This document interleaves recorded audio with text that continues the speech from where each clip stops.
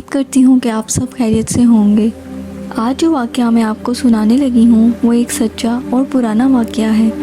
یہ پرانے زمانے کی بات ہے، آج سے تقریباً 35 سال پہلے کی، جب سردیوں کی راتیں ایک خوف کا منظر دیتی تھیں۔ آج کے زمانے میں تو ٹریفک اور آبادی ہی اتنی ہے کہ چاہے سردی ہو چاہے گرمی، رات کو ہر سمے رونق ہی رونق ہے۔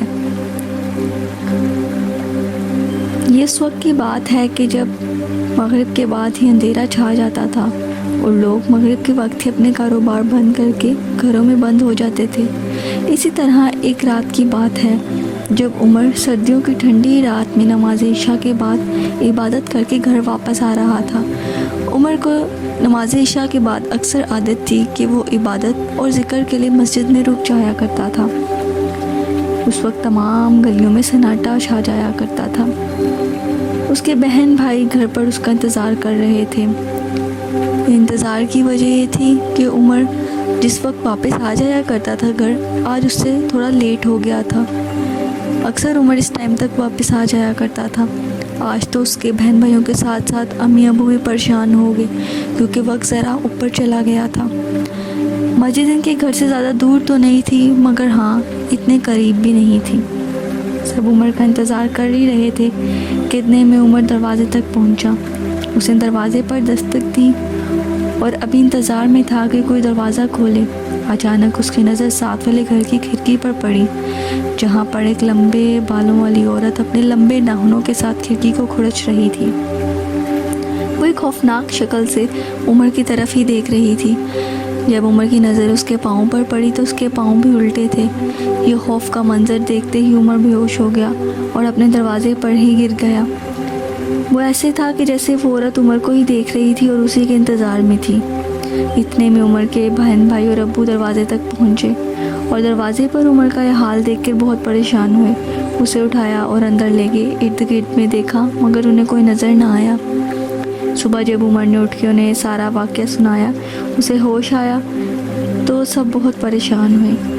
عمر کے امی ابو نے انہیں بہت سمجھایا کہ ایسی کوئی بات نہیں ہے، شاید اندھیرا بہت تھا تو تم نے کسی انسان کو ہی دیکھ لیا ہو اور تمہیں ایسا لگا کہ کوئی جنات ہے۔ لیکن عمر اس بات کو بالکل جانتا تھا کہ اس نے واقعے میں کوئی ایسی چیز دیکھی ہے۔ اس واقعے نے عمر پر بہت گہرا اثر ڈالا۔ یہ خوف عمر کے ساتھ ایک سائے کی طرح بہہ گیا۔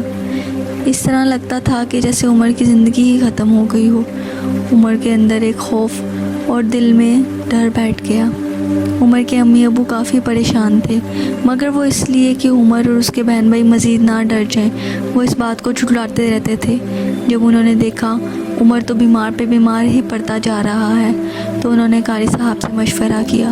انہوں نے اپنے گھر قاری صاحب کو بلایا اور عمر کا سارا واقعہ بیان کیا۔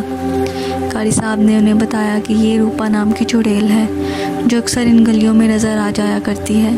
اکثر لوگوں نے اس کو دیکھا ہے اور قاری صاحب کے پاس بہت سے ایسے واقعات پہلے بھی آ چکے ہیں۔ انہوں نے بتایا کہ ایک ہندو عورت کی روح ہے جس کو اس کے ظالم شوہر نے جلا دیا تھا اور وہ اب اس کی روح انہی گلیوں میں بھٹکتی ہے۔ شاید روپا کا ماضی انہی گلیوں کے ساتھ جڑا ہے، تبھی وہ انہی گلیوں میں نظر آ جایا کرتی ہے اور اکثر لوگوں کو ڈراتی ہے۔ ابھی تو شکر ہے اس نے عمر کو کوئی نقصان نہیں پہنچایا۔ عمر کے امی ابو اس بات پر بہت شکر گزار رہے۔ یہ خوف عمر کے دل میں ہمیشہ کے لیے بیٹھ گیا تھا۔ روپا کی کہانی کیا ہے اور وہ کیوں یوں بھٹکتی ہے، اتنا تو صرف قاری صاحب نے اتنا ہی بتایا کہ اس کے ظالم شوہر نے اسے جلا کر مار دیا تھا۔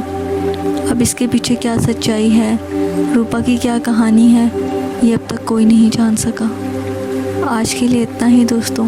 امید کرتی ہوں آپ کو یہ واقعہ پسند آیا ہوگا۔ یہ پچھلی کہانیوں سے ہٹ کے ہے کیونکہ یہ ایک سچا واقعہ ہے۔ امید کرتی ہوں آپ کو بہت پسند آیا ہوگا۔ اسی طرح میری ویڈیوز دیکھتے رہیں اور انہیں لائک کرتے رہیں۔ میرے چینل کو سبسکرائب ضرور کریں۔ تب تک کے لیے اپنا بہت سا خیال رکھیں۔